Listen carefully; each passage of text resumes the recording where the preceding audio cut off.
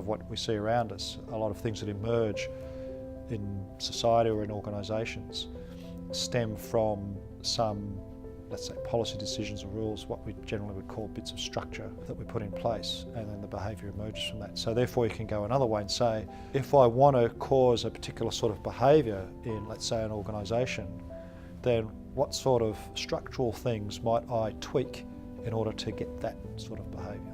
So in an organisation, there are some everyday ones that most people would perhaps recognise, though not necessarily with a systems thinking hat on. But the KPIs that you set for people and then the rewards that you attach to that are elements of structure. So therefore, if you decide what you're going to measure, then people will tend to focus on achieving that. Now, if that measure is one that leads to some weird behaviour, well then the behaviour is might likely to be a function of the measure you've chosen rather than people's choice to behave weirdly. So let me give you an example. Some years ago, a team who had a KPI, there was a help desk, like an IT help desk, and they had a KPI that said you have to resolve 90% of all of your problems that are logged within 24 hours. Now that was set up for a very good reason, is because that particular team had not been particularly focused on rapid problem resolution. So in order to get them to focus and achieve meaningful outcomes in a decent time frame, that KPI was set was to resolve 90% of problems within 24 hours, which is great, and they worked towards that. What emerged after a year or two though was that they indeed were meeting that target quite consistently. And when we came to do forecasts for the staffing for that particular unit, they had projected that in a team of 6 they would need another 2 people. Why? Because there were new systems coming online and they were anticipating that there would be more problems. Now here's the fascinating thing. That KPI was a very sensible one at the time that was set in. It got the team to focus. But then what you had to do is ask the question, why is fixing problems quickly the thing that we do? In fact, when we looked at their time writing, how they recorded work, they had activities that said fix problem type A, fix problem type B, which allowed you to analyse the sorts of problems. With a little bit of analysis, you could see actually these guys were fixing the same sorts of problems over and over and over again.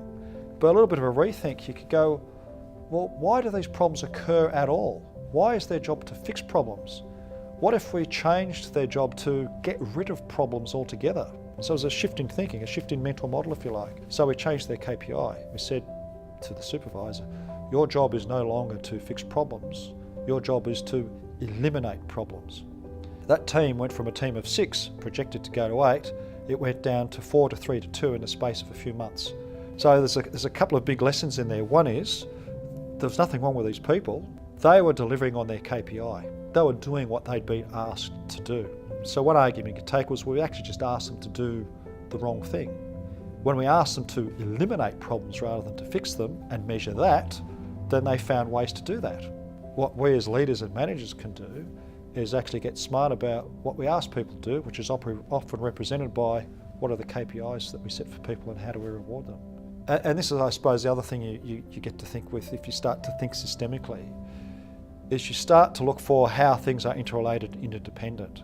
You can't necessarily know how things are going to turn out. But if you start to think through, if I do this, then what will likely follow on effects? Look, quite frankly, this is what, if you stop and listen to lots of debate that happen in Parliament and government and so forth, people are coming up with new policies. So a lot of the debate is to my mind at least, 2 things. One is people have different mental models, different paradigms, different beliefs around what's good and right and proper.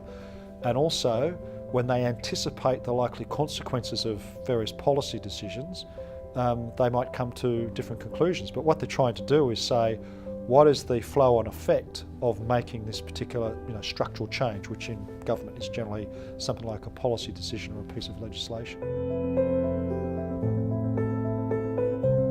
A little bit of the answer to the question, how can we start to think systemically, is back to become aware of your own mental models, be prepared to challenge them. So the trick is to accept, yes, I have mental models. I do have beliefs. I do have ways of seeing the world and organisations and things. Then we personally come some way to saying, well, okay, I'm now no longer in the grip of my mental model. It doesn't have me anymore. I have it.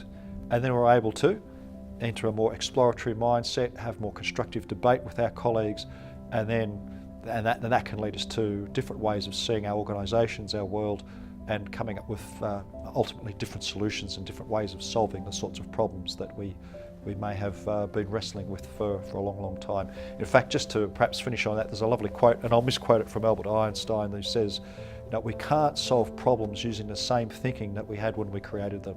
Well, in a way, that's essentially saying, the mental models that we had back when we set up whatever we've got set up, not the same mental models that are going to help us achieve the different sort of outcomes that we might be after now.